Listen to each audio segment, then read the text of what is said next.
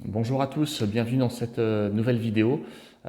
Aujourd'hui, voilà, si vous me suivez sur Facebook, vous savez que j'aime bien faire un point de temps en temps sur l'évolution des prix, l'évolution du marché. C'est un petit peu le but, voilà, pour aujourd'hui. Alors, bien sûr, je vais vous parler du marché local, hein, du Gros du Roi, de Port-Camargue, de la Grande Motte. Je ne sais pas vous dire ce qui se passe à Paris, à Lyon ou à Bordeaux. C'est pas tellement mon sujet, donc je ne le maîtrise pas. Moi, voilà, je voulais, en cette sortie, entre guillemets, de crise du Covid, je voulais vous dire un petit peu où on en était sur le marché ici. On nous a beaucoup dit pendant l'épisode du Covid, voilà, le volume des transactions s'est cassé la figure.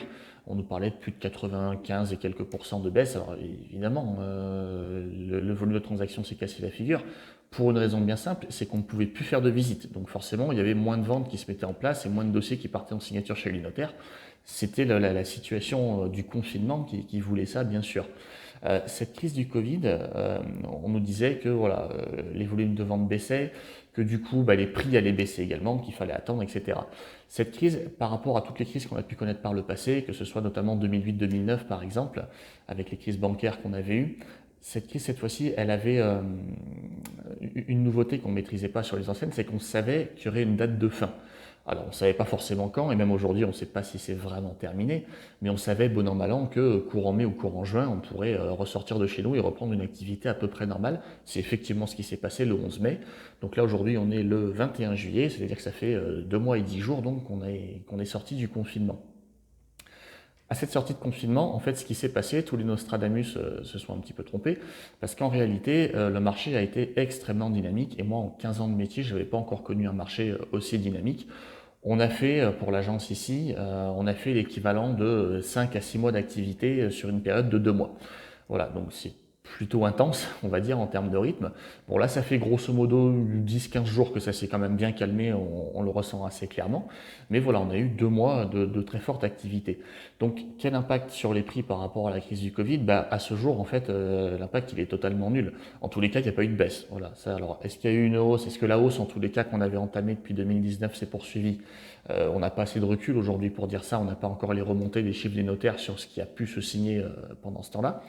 La certitude, en tous les cas, c'est que tant qu'on a un volume de transactions tel qu'il a été pendant 2 mois, les prix ne pouvaient pas baisser. Alors, voilà, là on a depuis 10 jours, 10-15 jours une période qui est plus calme. Alors soit on reprend le rythme classique et on sait qu'effectivement l'été ici, les gens sont en vacances et viennent pas forcément pour acheter. Donc on est sur un volume plus lent qui repartira de mi-août jusqu'à la fin des vacances de Toussaint où on aura davantage de transactions qui vont se faire, soit peut-être effectivement on arrive maintenant sur le post-Covid et peut-être qu'effectivement le volume de transactions va se ralentir, ce qui pourrait avoir un impact sur le volume des prix à la baisse dans le futur. Mais le temps que le marché se retourne, il faut bien comprendre que cette baisse de prix, si elle a lieu, bon, globalement, elle est pour le printemps 2021, quoi. Elle est pas pour après-demain. Voilà, il faut bien comprendre ça. Alors, en 2 mots, après aussi, pourquoi est-ce qu'on a eu ces 2 mois d'activité très chargée? Eh ben, en fait, on a fait les transactions habituelles qu'on aurait fait sur ces 2 mois, auxquelles il a fallu rajouter ce qui ne s'est pas fait les 2 mois précédents de confinement et donc qui s'est reporté sur cette période-là. Ça génère quand même du monde en plus, hein, évidemment. Et après, deux choses. Alors la première, des gens qui se sont vraiment rués, qui nous ont appelé quasiment tout de suite, c'est ce qu'on a un peu après chaque crise, hein, on l'avait déjà eu effectivement en 2008-2009 aussi, c'est les gens qui ont perdu beaucoup d'argent à la bourse, qui ont vendu pour sauver l'immeuble comme ils le pouvaient, et qui effectivement bah, sont venus replacer leur argent, on va dire, dans un placement qui paraît toujours plus sûr, qui est effectivement la pierre. Ça, on l'a eu assez massivement. Voilà, bon, je pense que maintenant c'est derrière nous. Je pense que les gens qui devaient acheter dans ce cas de figure-là, c'est fait. C'est derrière nous, mais on l'a eu. Autre chose qu'on avait déjà eu depuis quelques temps, mais qui s'est un petit peu intensifié, vu les rendements effectivement des assurances vie, bon, je parle pas du livret A, mais des assurances vie et des placements divers et variés où on arrive péniblement à 2%, c'est vrai que beaucoup de gens ont réorienté là aussi leur placement et sont partis sur la pierre qui paraît également une valeur refuge plus sûre et qui, bah, a priori, de toute façon, a des taux de rentabilité aujourd'hui supérieurs à ce qu'on peut proposer en produits bancaires. Ça, on l'avait déjà, c'est pas nouveau. Depuis 2019, grosso modo, on avait déjà cette clientèle-là. Ça s'est accéléré.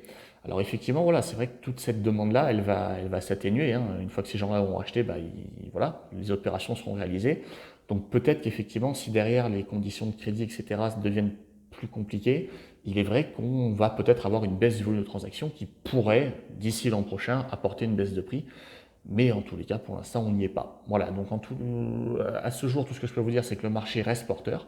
C'est vrai que si projet de vente, il doit y avoir à court, moyen terme, il vaut mieux qu'il soit maintenant que l'an prochain, ça me paraît assez sûr. Donc quoi qu'il en soit, voilà, pour vendre votre bien, vous le savez, sur le Gros du Roi, sur le Port Camargue ou sur la Grande Motte, n'hésitez pas à nous contacter. Et sinon, même si vous avez des projets par ailleurs, voilà, réfléchissez, contactez des agences, faites réaliser des estimations dès maintenant pour étudier une opportunité de vente, une opportunité de vente, excusez-moi, dès maintenant, plutôt que d'attendre effectivement une baisse de prix qui pourrait arriver peut-être par la suite. En tous les cas, voilà, c'est peut-être plus risqué d'attendre sur une vente future. Voilà, je voulais également profiter de cette vidéo pour vous remercier, puisque la première vidéo que j'avais réalisée en sortie de confinement arrive quasiment à 2000 vues, donc ce qui est totalement énorme pour nous.